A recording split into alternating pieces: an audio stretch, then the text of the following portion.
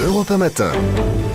Voilà un sujet sensible, un sujet tabou. Comment prendre en charge dignement la fin de vie à l'hôpital? Sur ce sujet difficile, donc, le comité consultatif d'éthique va suggérer des pistes aujourd'hui. Il s'agit d'abord de faire connaître ce qu'on appelle les directives anticipées. C'est une sorte de testament que pourraient laisser donc les malades incurables.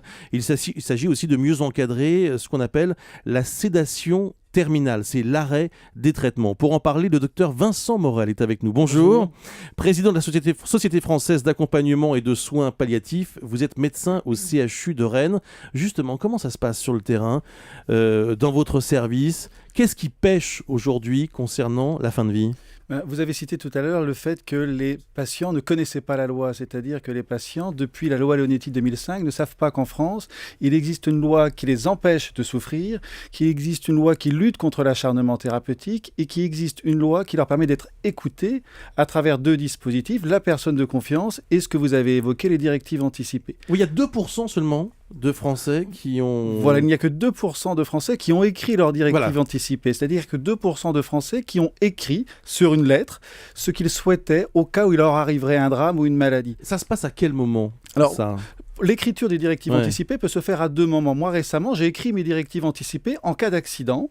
C'est-à-dire que j'ai mis sur un papier tout simple, nom, prénom, date, le fait que si un jour j'avais un accident de la route et que je me trouvais dans une situation de coma prolongé, alors je demandais au médecin, si au bout de plusieurs semaines ou plusieurs mois, je ne récupérais pas, de ne pas se lutter contre l'acharnement thérapeutique, de lutter contre l'acharnement thérapeutique et de limiter les soins pour que je ne souffre pas. La deuxième chose... Attends, mais qu'est-ce que vous avez fait de ce papier ? Alors ce papier, il est sur mon bureau, il est dans mes papiers auprès de ma femme, puisque j'ai demandé également dans ce papier que l'équipe de soins s'assure que je ne souffre pas et que ma femme et mes enfants soient bien sûr accompagnés par l'équipe. Donc c'est fondamental parce que sinon, le médecin, lorsqu'il est amené à prendre des décisions difficiles pour éviter l'acharnement thérapeutique, ne connaîtra pas l'avis de la personne malade.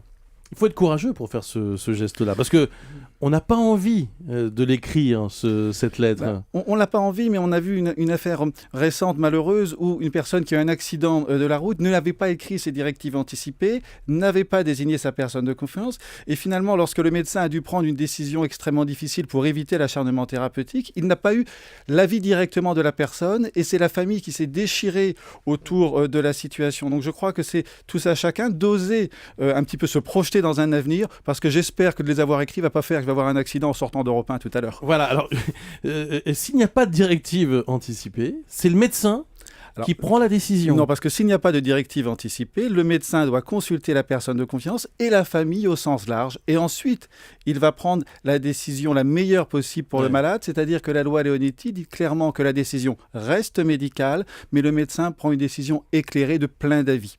Alors l'autre enjeu, c'est l'amélioration de ce qu'on appelle, là c'est vrai que c'est un langage encore un peu, c'est un jargon, c'est un très technique, c'est la sédation terminale. Alors, je vais plutôt parler de la sédation en phase terminale, pour être un peu plus précis. C'est-à-dire le fait que lorsqu'on arrive au terme de sa vie et que l'on présente un symptôme insupportable, il est hors de question de laisser souffrir les malades. Et donc, ce que l'on fait, c'est que l'on fait comme une anesthésie où on endort le malade. Par exemple, la semaine dernière, j'avais eu un patient qui a eu des problèmes respiratoires, qui commençait à avoir de grosses difficultés respiratoires. Il arrivait au terme de sa vie. Je l'ai endormi de façon à ce qu'il puisse décéder sans souffrir. Quelle est la différence avec l'euthanasie ? La différence, elle est fondamentale. C'est que dans la sédation, on vise à soulager le patient et en aucun cas à provoquer la mort. Qu'est-ce qu'il faut améliorer encore pour les personnes qui, aujourd'hui, veulent en finir ? Où est la limite ? C'est ça qui est extrêmement difficile.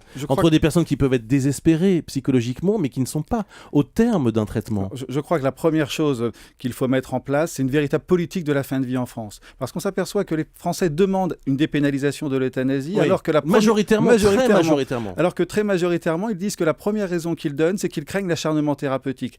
Donc il est important de mettre un véritable programme de développement des soins palliatifs, une véritable politique de la fin de vie, de façon à ce que tous les Français aient accès à des soins de fin de vie de qualité et soient sûrs que le jour où, quel que soit leur lieu de vie, leur âge, leur pathologie, le jour où ils approcheront de leur mort, ils seront rassurés d'être soulagés. Je le disais, c'est un sujet difficile. D'ailleurs, pas évident d'en parler comme ça à 8h moins 10 à la radio. Et je pense à tous ceux qui nous écoutent ce matin en train de prendre leur petit déjeuner, se demandent peut-être. Mais au fond, c'est important. Et d'ailleurs, il y a eu des exemples très concrets, des films qui ont essayé de faire avancer le débat. Il y a eu le film avec Vincent Lindon, quelques heures de printemps. Le film de Michael Haneke, Amour, qui a été couronné de multiples récompenses, est aussi un film sur la fin de vie.